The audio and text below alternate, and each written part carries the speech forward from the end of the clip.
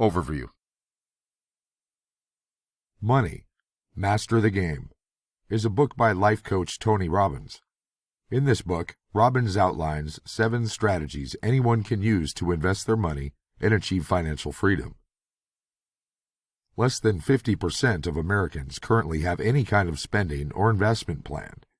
In order to achieve financial freedom, Americans need to invest a portion of their income, preferably 15% or more, in the stock market. However, many people do not trust the financial markets. Others simply believe they do not make enough money to afford any kind of savings, let alone make investments. The first step to financial freedom is shifting from the idea of being a consumer to being an owner. A person must take control of their own financial future by figuring out how much money they can afford to commit to investments. An investor must pick a percentage of their income to invest each week, month, or year, and then automate it so that it is difficult for the investor to forget or stop regular payment into the portfolio. An investor should also make a plan to increase the percentage automatically taken from their pay for investing when they receive a raise at their job. The second step to financial freedom is becoming an insider. To do this, a person must recognize the 9 myths of investing. The first of these myths is that mutual funds or stocks are the best place to put investment capital. However, mutual funds do not always perform as promised, and a single stock can often fall in price, leaving an investor owing money rather than making it. The best place to put investment capital is a S&P 500 index fund that includes a diversified number of stocks rather than just one stock or a mutual fund of similar stocks. The second myth of investing deals with fees. Many mutual funds charge fees that usually come to less than 5% of the investment principal. It does not seem like a large fee, but when an investment depends on long-term compounded interest, a difference in 1% of fees can mean a large hit on the final investment principal. There are also hidden fees in many investments that can add up quickly, reducing the final investment principal or actually cause the investor to lose money. The third myth of investing is that time-weighted funds are not all they seem. In a time-weighted fund, it is assumed that all of the investment capital has been in the fund all year. However, many investors invest a small amount of their income each month, causing the final investment principal to be lower than forecasted when the fund matures.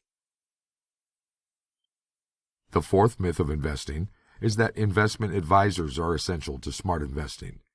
However, investment advisors are often paid to sell products, not to look after the best interest of their clients. For that reason, many stockbrokers or fund managers are not the ideal people to offer advice to an individual investor. It would be better to seek out a fiduciary who is legally obligated to remove any conflict of interest before advising a client. The fifth myth of investing is that an investor should go with the more popular options when investing a 401k retirement fund. However, this is not always the options with the lowest fees.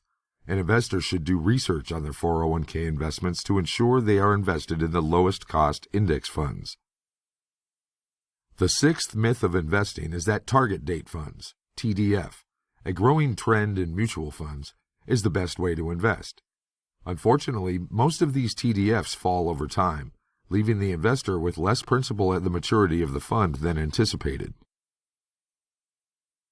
The seventh myth of investing is that all annuities are bad. In reality, it depends on the annuity. Variable annuities tend to have high fees and can be a risky investment. However, fixed annuities based on income often pay off as expected and can be a good investment. The eighth myth of investing is that an investor has to take huge risks in order to achieve huge rewards. This is simply untrue. There are many investments in which the principal is protected, yet the investment still has the potential of a large return in the end. The final myth of investing is based in fear. Many people will not commit to an investment portfolio because they are afraid of what it will mean for their financial security. People must change their attitude toward investing in order to be successful. Once the 9 myths of investing are known and understood, the investor can turn to the third step on the road to financial freedom. This step is recognizing a person's aspirations and breaking them into small financial goals. An investor should look at the 6 human needs that define the way a person looks at money. These needs include certainty, comfort; uncertainty, variety; significance, love and connection; growth, and contribution. A potential investor needs to identify which of these needs is the primary characteristic that defines their attitude toward money, identify their needs or dreams for the future, and break them into definable steps to financial freedom. An investor should look at their personal income and find ways to invest as much of their income as possible, reduce fees, get better returns, and change their lives with smart investments. Next, the fourth step is to focus on where an investor wants to put their money. Asset allocation is choosing in which stocks, mutual funds, or index funds an investor wants to place their investment capital. Robbins believes that the smart investor chooses a diverse portfolio in which to invest and, by doing so, balance their risk. By deciding how much risk they want to take and how long they have to reach their goals, an investor can make educated decisions about asset allocation.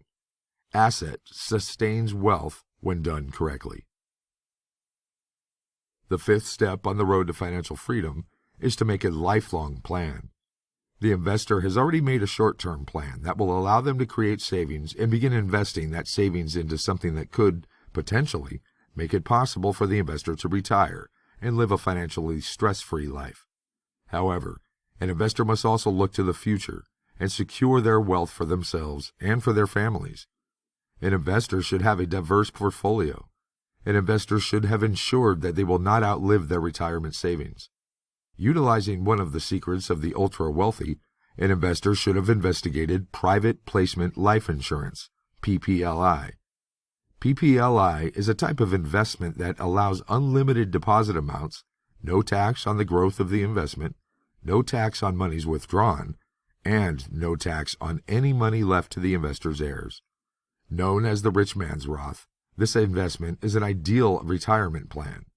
PPLIs were once only available to wealthy investors, but versions of the plan are now available to smaller investors.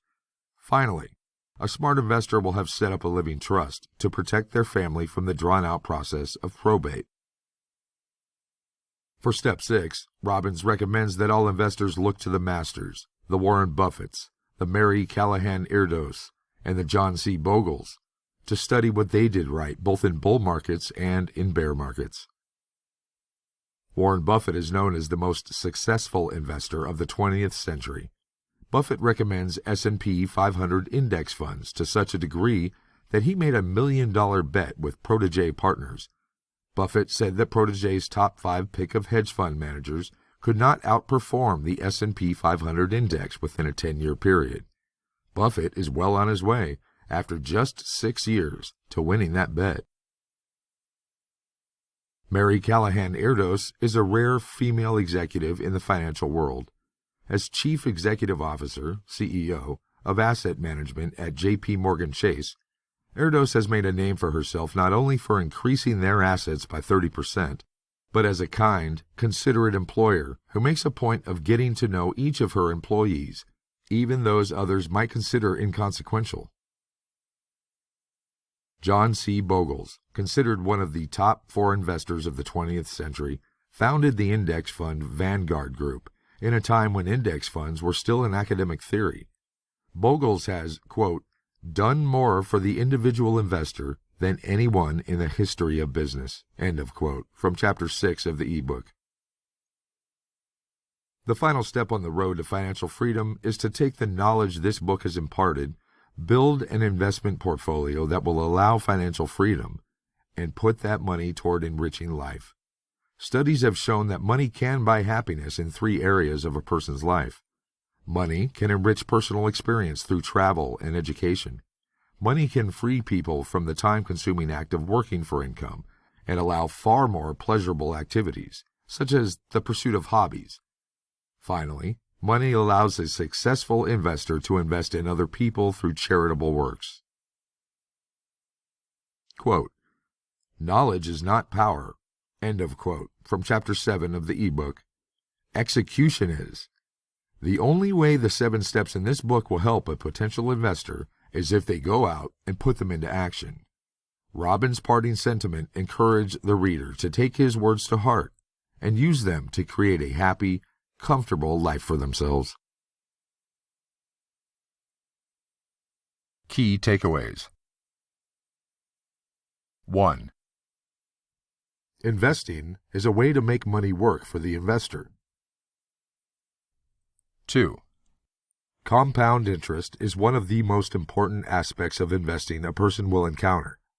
However, to benefit from compounding, an investor must refrain from removing interest or principal from an investment.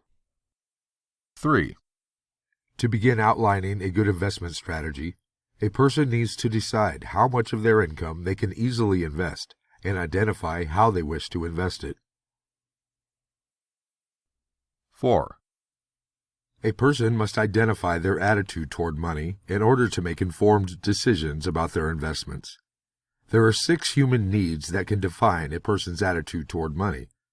Those are certainty, comfort; uncertainty, variety; significance; love and connection; growth; and contribution. 5. There are 9 myths regarding investing that a person must recognize and avoid in order to reach financial freedom. These include everything from the myth that an investor needs a broker in order to be successful, to an awareness of the numerous fees, both hidden and obvious, that an investor might encounter. 6. Before an investor takes their allocated investment funds and places them into a specific investment account, they must first turn their dreams into achievable financial goals. 7. Asset allocation is likely the most important decision an investor will make on the road to financial freedom. 8. After an investor chooses the amount of their income they can invest each month or year, determines their goals for the future, and chooses their asset allocation, an investor should look to the future and define a long-term goal. 9. The 1%ers are a group of people whose personal net worth is more than $100 million. This group includes Warren Buffett, the most successful investor of the 20th century. Step 6 on the road to financial freedom is to learn from this group of people and attempt to emulate what they do in both a bull and a bear market. Analysis. Key takeaway 1. Investing is a way to make money work for the investor. Analysis. Investing is essentially putting money to work. Most people know that the best way to make money, other than inheriting it from a wealthy relative, is to work. However, if a person cannot make as much money as they want by working, they need another way of gaining income. Investing can be that way. There are many different ways to invest money. A person could buy stocks, bonds, or mutual funds. Another type of investment is to buy real estate or start a business. These are called investment vehicles. When a person decides to invest, they should investigate each of their options carefully before deciding where they want to put their money. People new to the world of investing might get the impression that investing can be dangerous. Investing is not gambling. When done properly, investing can be a safe method to put money to work in a way that will benefit the investor in the long run. Investing is an important part of modern retirement. In the modern world, most people cannot retire without some sort of investment because the days of steady employment and a reliable pension are gone. In his book, Money, Master the Game, Tony Robbins suggests that everyone can afford to invest, even if it is only a small portion of their overall income. This is why he has written this book, to show that investing is not just a wealthy man's game. Even an average person can invest if they know how to do it. Key takeaway 2. Compound interest is one of the most important aspects of investing a person will encounter. However, To benefit from compounding, an investor must refrain from removing interest or principal from an investment. Analysis. Compounding is the process of generating earnings on an asset's reinvested earnings. To work, it requires the reinvestment of earnings and time. When a person places a specific amount of money into an account that earns compound interest, the interest will be added to the balance in the account. If the owner of the account does not remove the interest earned, it will also earn interest as though it were part of the initial investment.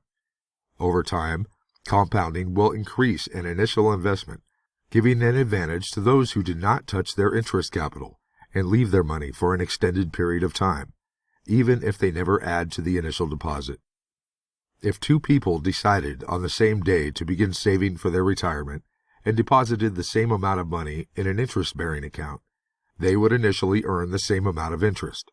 However, if the first person was younger than the second and left the investment untouched for 20 years, while the second was older and only saved for 10 years, the first would end up with more money, even if he never added to the original balance. This is because of compounding. Investing maximizes a person's earning potential. Compounding maximizes an investment's earning potential. However, the secret to compounding is that the investor leaves the money and the interest in the account. If a person removes just a little bit of the interest, it will impact the potential earnings of the account in the future because it lowers the potential of the compounding profits. Key Takeaway 3. To begin outlining a good investment strategy, a person needs to decide how much of their income they can easily invest and identify how they wish to invest it. Analysis. Each person who wants to begin investing needs to make a determination of how much of their income they can allocate to investments. There are several determining factors in this decision, but most financial professionals agree on 3 specific factors. The first factor that can help determine how much income a new investor should allocate to investing is the age of the person preparing to invest. A person in their 20s or 30s has more time to make investments designed to provide a comfortable retirement, while a person in their 40s or 50s is closer to retirement age and, therefore, has less time to build a sizable retirement fund. The second factor that will have an impact on how much of their income a new investor should allocate to investment funds is how much disposable income they might have. Disposable income is income above what is necessary for a person or a household to survive from month to month. While most financial advisors will tell an investor not to invest money needed to pay basic necessities, Robbins suggests that everyone should be able to invest at least 3% of their monthly income, no matter what their income level might be. The third factor that will help determine how much income a person should devote to investing is liquidity. Liquidity is the speed at which a person can convert assets to cash. An investor should know their total liquidity before investing so that they can understand the fees and penalties associated with accessing money in an investment account and avoid situations in which they will be impacted by these fees or penalties. Key Takeaway 4. A person must identify their attitude toward money in order to make informed decisions about their investments. There are 6 human needs that can define a person's attitude toward money. Those are certainty, comfort; uncertainty, variety; significance; love and connection; growth; and contribution. Analysis. In his book, Money, Master the Game, Tony Robbins states that there are 6 human needs that define a person's attitude toward money. These are certainty, comfort; uncertainty, variety; significance, love and connection; growth; and contribution. These attitudes regarding money can influence the way a person deals with their financial situation and how they approach investing. For this reason, it is important for a person to understand their dominant need in regards to money and how that will influence investment decisions. Everyone has a specific attitude toward money, whether it is inherent in a parent's attitude or comes from experience. Some people have a deep-rooted fear that their money will run out. Others have a laissez-faire attitude toward money, assuming that when they run out, more will take its place. Still others feel that money gives them power or position, and without it they are no longer the person they truly want to be. Whatever a person's attitude toward money, attitude has the potential of shaping their decisions when it comes to a basic budget, creating a lifestyle, and investing. If a person is aware of their attitude toward money and takes it into consideration when making these decisions, it can save them a great deal of heartache in the future, as this awareness offers the potential of avoiding potentially catastrophic financial mistakes. Key Takeaway 5. There are 9 myths regarding investing that a person must recognize and avoid in order to reach financial freedom. These include everything from the myth that an investor needs a broker in order to be successful, to an awareness of the numerous fees, both hidden and obvious, that an investor might encounter. Analysis. In his book, Money, Master the Game, Tony Robbins describes 9 myths that an investor should learn and understand in order to become a successful investor. These myths include everything from the false idea that an investor must take risks in order to have the potential of large returns, to the idea that an investor must consult a broker or have a mutual funds manager in order to make proper investment decisions. Investing, like almost anything to do with money, requires knowledge. A potential investor needs to understand basic elements of investing, such as what a mutual fund is, and whether or not an index fund is a safe place to put investment capital. Every person who has ever invested money will tell a potential investor that there are risks to almost any gamble. However, a person who takes the time to understand what those risks are is a person who will have a better chance of surviving the game without injury. Robbins suggests that if an investor knows and understands the 9 myths of investing, that truth will set their financial future free. Robbins stresses that an investor look for hidden fees, should not assume popular stocks or index funds are the best place for a 401k investment, or believe that all annuities are bad. These pieces of advice have the potential of helping an investor achieve the financial freedom they desire. Key Takeaway 6. Before an investor takes their allocated investment funds and places them into a specific investment account, they must first turn their dreams into achievable financial goals. Analysis. Investing is about financing a person's or a family's future. In order to do this, an investor needs to know what they desire to do in the future. They must decide how long they want to continue working. A person needs to know at what age they wish to retire so that they can ensure they have enough savings to live at least to the age of 67, the average life expectancy in the modern world. Finally, an investor needs to have an idea of how they wish to live out the retirement. If travel is on the agenda, a person should be aware of this in order to set a specific financial goal for the future. In Money, Master the Game, Robbins provides worksheets for a potential investor to use in order to determine exactly how much money they can invest and how much money they will need to be financially free in the future. Once again, it is suggested that knowledge is power, as the reader goes over these worksheets and does some real soul-searching in order to decide what and how they plan to invest. If an investor knows where they are going, they can better plan the route that will take them there. Key Takeaway 7. Asset allocation is likely the most important decision an investor will make on the road to financial freedom. Analysis. Asset allocation is defined as an investment strategy that aims to balance risk and reward by apportioning a portfolio's assets according to an individual's goals, risk tolerance, and investment horizon. Asset allocation will be the most important decision an investor will make because it will determine what an investor's returns will be. Different investments come with different risks and potentials.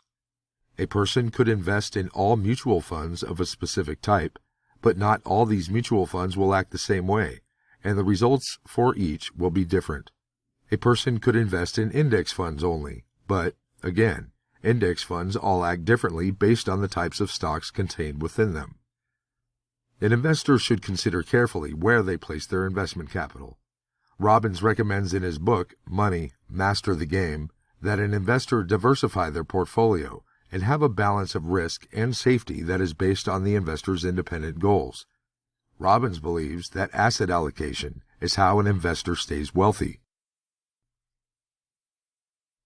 Key Takeaway 8. After an investor chooses the amount of their income they can invest each month or year, determines their goals for the future, and chooses their asset allocation, an investor should look to the future and define a long-term goal. Analysis. Investing is all about reaching financial freedom. All the work investors do at the beginning of their investments to reach their goals focuses on the immediate.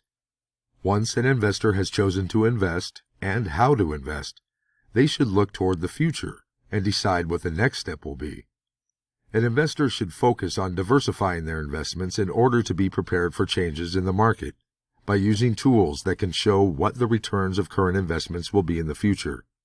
Then an investor should make sure that their investments will guarantee they will not outlive their savings. Finally, an investor should invest in the future of their family by setting up a living trust that will protect their family should the worst happen. A living trust will ensure that family will not have to go through the process of probate, a legal process that can leave a family without assets for an extended amount of time. In all things, a person should look to the future and prepare for what is coming. Although life is often unpredictable, there are norms that can be planned for. Most Americans know they will retire one day. They know that, if they have a family, that it is more likely than not that their children will outlive them.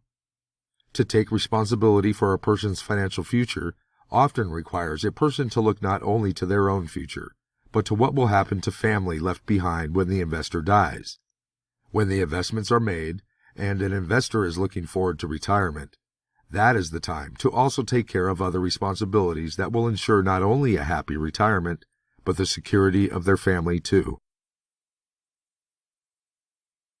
Key Takeaway 9.